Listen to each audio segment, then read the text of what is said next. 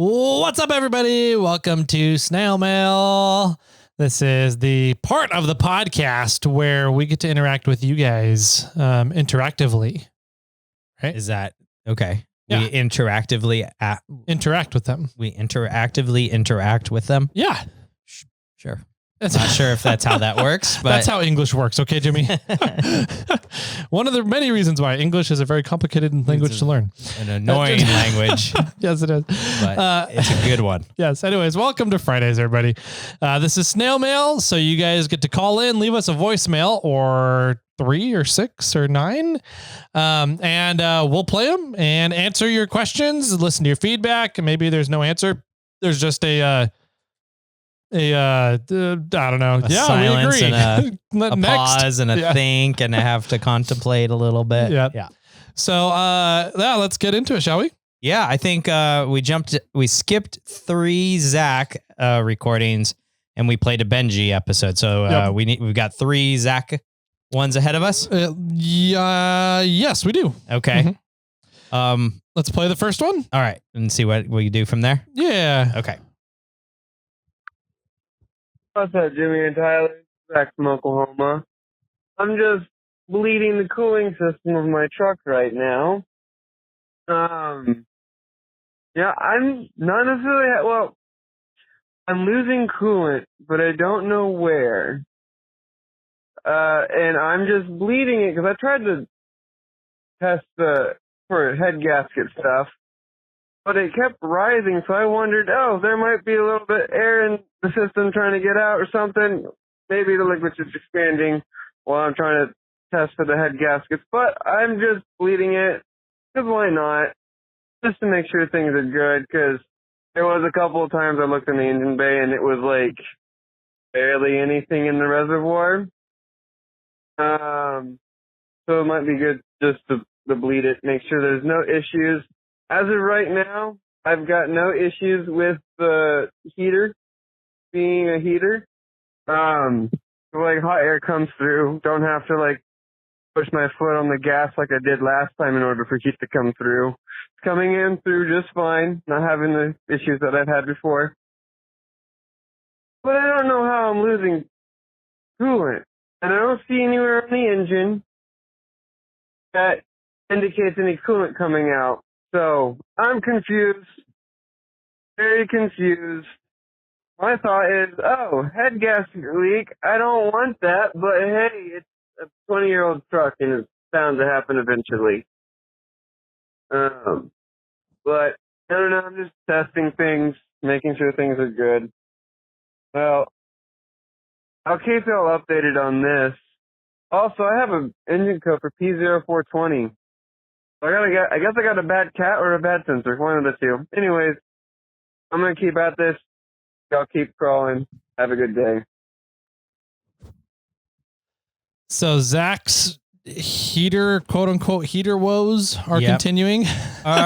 Sort of continuing. Yeah. They're expanding. Yeah. I think before we jump into it, I would like to say that we previewed the other 2 messages that Zach left because he called us 3 times. So we're going to summarize the conclusion of Zach's episodes for everybody and save us on a little time because we do have a lot of voicemails to get through. And so we're going to play that one on air. And then which was a good one. All of Zach's messages are good ones, little different problems on every single one. But we felt that this one had a lot of information in it, or things we could talk about and refer back to fairly easily.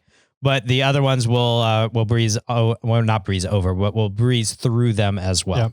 Okay. Sweet. So this one, heater core problems, or coolant issues. Issue. Yeah. Continues. If you're losing coolant, but you don't see anywhere that's wet in your engine bay, it's probably head gasket. It's 90% leaning towards head gasket. Yeah. I forget what engine he has. He said he has a Tacoma, so I don't know if he has an inline 4 or a V6. Yeah, I don't know if which one he has, but he has a second gen Tacoma. So it's a 4 liter. Probably the 4 liter. I don't know that engine as well. My guess is head gasket. Other signs that you could have a head gasket blowout is either oil in your coolant or coolant in your oil. Yes. So check for chocolate milkshake leave behinds under your 710 cap on your engine as well, which is your oil cap up when you're reading it upside down. So yeah. And my 2 cents to that is if it's running good, just keep adding radiator or coolant into your overflow. Yeah. Or checking it out. Your exhaust could also smell sweet from burning the coolant. It should, it might, if you're burning a lot of coolant, your exhaust will be white for an extended period of time, not just like the general startup because it's cold outside side of things, but your exhaust will be more white and more water coming out of it. Yep. So they do have the head gasket tester at a lot of automotive shops though. Yep. That you can rent and use and check it out. They're a good guess. They're a good estimator on if you're having problems. So I think that would be a good way for you to check things out. Yeah, which he mentioned that he was checking the head gasket and the coolant was expanding on him, coming up. And so he thought that there might be air in the system. Or did he say he was working on bleeding the system? He was bleeding it. He was bleeding. Okay.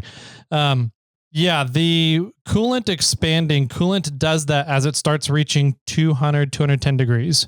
Just because it's starting to get to the boiling point of coolant. Boiling point of water is 220 degrees.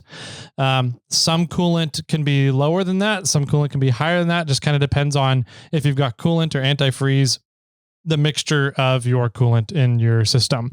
But I've found that typically once you start approaching 205, 210 degrees, it starts expanding pretty quickly. And that's where the pressurized radiator caps come into play. So, if you're...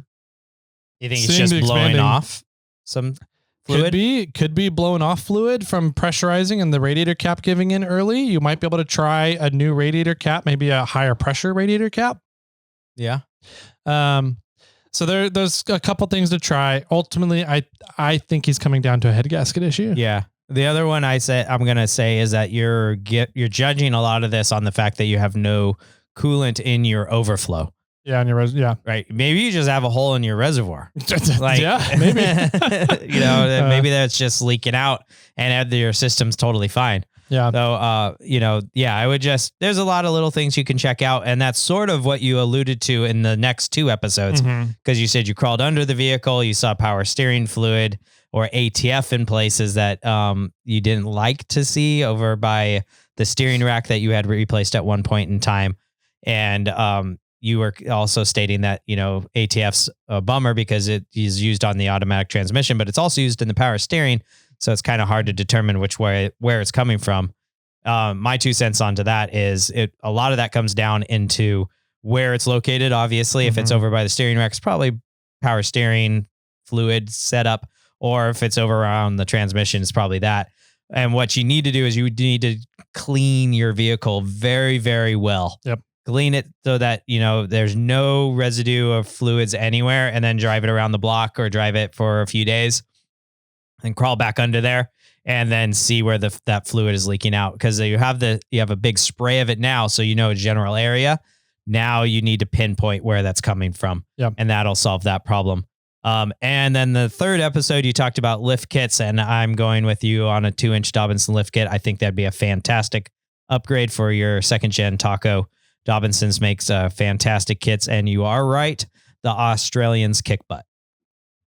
I agree. I think that summarizes it up very well. There was one point his theory on where his coolant was going. Okay. Was that the transmission cooler built into the radiator was somehow rusting, corroding through, and the transmission and coolant was getting mixed together, and he might have coolant now in his automatic transmission. Yes. I don't think that's the case at all, because you would have seen ATF in your coolant. Yeah. I was exactly going to, yeah, so good point. When you look down your radiator cap, you should see ATF and oil at the top of your coolant, because oil and water don't mix, and oil actually floats in water. So you would have seen ATF up at the top of your radiator. Yeah, it's not going only one way. It would go both ways. Just like Jimmy. Yeah. Damn it, Tyler. Yes. You would not just have the pressure pushing down into the transmission fluid. The transmission fluid would also come up into your coolant. Yep. So if that is the case, then you would have oil on the top of the water of your in your radiator. So yep. That would be an easy check there for you. Yep. So I think that summarizes it up really good. I agree with the Dobbittson stuff too. They make some awesome stuff, especially for the second gen tacos. Nice. Yep. Okay. Moving off of Zach. Next one up, I think, is James. James, what a great name. Yeah. You have a fantastic name. It's all right. It's one of the best in the world. Oh, Ginsberg. Mr. Ginsberg. Yeah, Ginsberg Fabrication. Awesome. Should be a fun one. I wonder what he's going to talk about. Here we go. How's it going, guys? This is James with Ginsberg Fabrication. I also live on a place with a septic system, and I've had nothing but issues with mine also. So my tank overfilled, had all these problems, and I ended up having to put a new leach field system in. It was still having problems after the new one, so my ground does not perk that well. So what I ended up doing to kind of solve my problems was I took out a lot of the gray water that goes in there that kind of doesn't need to be in there. So my dishwasher, I plumbed it to go out the wall, and I have that running over to where all my trees are, and the dishwasher just waters the trees because there's no reason for that to go down into a septic tank. That's just clean gray water. And then the same thing I did for my washing machine. So that wasn't in a place that was easy to get it outside. I don't know about yours, but so I bought this pump. They sell these pumps. You can actually run your toilet to them. You can run anything to them. They have a macinator in them. So I think I'm saying that correctly, but it'll grind up the solids if you run a toilet or whatever. But they pump, you can pump them up, they'll pump up 20 feet and work really well. So I have my washing machine jumps into that, and then it pumps it up through the attic, and I ran that down and across the attic, and that goes outside and waters the other set of trees on my other side of my house. So that got all that extra water with all that soap and stuff that doesn't need to be in your septic tank out of it, and that's made a huge difference of getting all that water out. I mean, that's a ton of water from your dishwasher and washing machine that doesn't need to go down into your line. And then every 3 months I put that septic tank chemicals in there to help with the bacteria, to help it grow, to help eat up the solids. So that's what I've done. So yeah, worked out for me. Keep crawling, guys. I have a question. Okay. I'm not a botanist. Yes. But I know that salt is really bad for plants. Yes. Is soap good, bad for plants? Is it not matter? Yeah. My basic knowledge. I mean, we should call Marlene and find us out. Marlene. Yeah, Marlene, you're on the air. But soap actually, it makes the water more liquid, more I don't think viscous is the right word for that, but it would make it it's more slippery. Okay. And so it actually absorbs into the ground better. And I think I could be completely shooting out of my rear end here, right?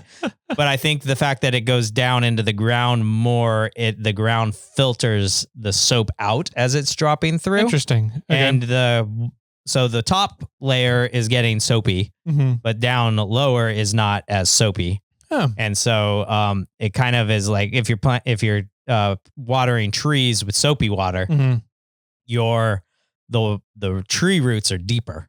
Okay. And so it's getting a clean version of the water. Is that a dad joke? No. Because it's soap water. It's getting a clean version of the water. That was good. See, you're getting there. I've been waiting for you to take a quick breath or something so I could be like, and he's washing the trunk of his trees too. So he's going to have nice shiny trees. But to my knowledge, soap is not bad for plants. Oh. If you you wash your vehicle and then you throw the soapy water on your lawn when you're done. I guess that's true. It doesn't impact kill it. the lawn or anything. Okay. So I think there's definitely more to all that than I know, but I do agree that soap's not bad for the plants. Okay. Like I don't think it's not, if it's harmful, it's not very harmful. Okay.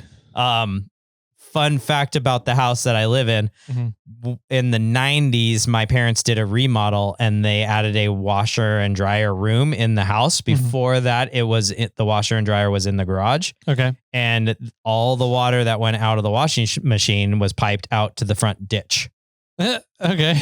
And then when they remodeled, they pumped it into the septic tank.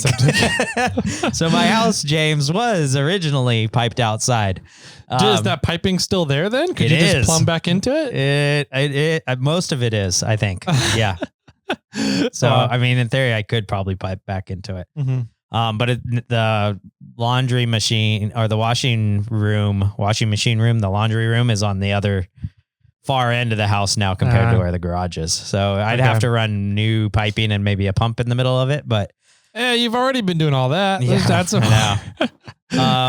but yeah, James, I'm sorry to hear about all your problems. I've, as I said, yesterday's podcast, I've covered my septic tank because we're concluding that the tank is done. Now I'm really having to focus on the leach lines, and I might get to that this week and pressurize those leach lines and see if I can bring some of them back to life. That said, we've also been running for a while now, a few weeks now, on a solid tank, and we're not having any problems yet. Okay. So I don't think we're going to do much with the leach line. I think I'm going to pressurize them, and I'm going to dig down on the middle line and find out why and what's blocking it at roughly about 5 feet back. Okay. And if we can solve that middle line, we're running and we'll fix that. And then we're going to run with what we got until we possibly have a problem. And then we'll figure out why that problem happened or what happened and how we need to move forward from there. We are going to do enzymes. We haven't started them yet. So if you have a suggestion on what type of enzymes or chemical we should be flushing down the toilet, please DM me on Instagram and let me know, because I have no idea about any of that. So sweet. Yeah. All right. Cool stuff. Cool. What do we have next? Zach from Oklahoma. Zach from Oklahoma. All right. He called back 3 more times. Oh, geez. 3 times? Yeah. All right. So we're gonna review these. And we'll either give you guys a synopsis or we'll play them, depending on what the topics are. Okay. Yeah, I think that'll be good. What's up? It's Zach again. I wanted to add one more bucket list trip. I guess it would be within the next 5 years. I don't know. I don't like putting time frames on things because I have no idea where I will be in those times or whatever. But this will be like a overtime kind of thing, is be able to drive my truck to all 50 states, or at least get it to all 50 states some way, somehow. Obviously, Alaska I can drive, but Hawaii, it's a challenge, and I have already looked into how much it would cost to ship my truck from the U.S. to Hawaii. And it's about $2,000 one way. $4,000 for both ways, and also whatever gas expenses I do over there. I tell my friends this trip, they're like, that's so impractical. Just rent a Tacoma over there. I'm like, but that defeats the point of me wanting to take my truck over there anyway. It's the bucket list thing to do. I don't care how practical or impractical some of these trip ideas are. I just want to do them. Like, the way I see it is like, if my truck were to end up into a museum, I want it to have an interesting story that people are like, oh, that's sick. Like, it makes them want to get this truck and do other road trips and crazy things like that too. I don't know. Maybe someday they'll open up a Tacoma museum, maybe in like Hawaii or something like that. That'd be sick. I don't know. I just got to work. I'll catch y'all later. Y'all keep crawling. Have a good day.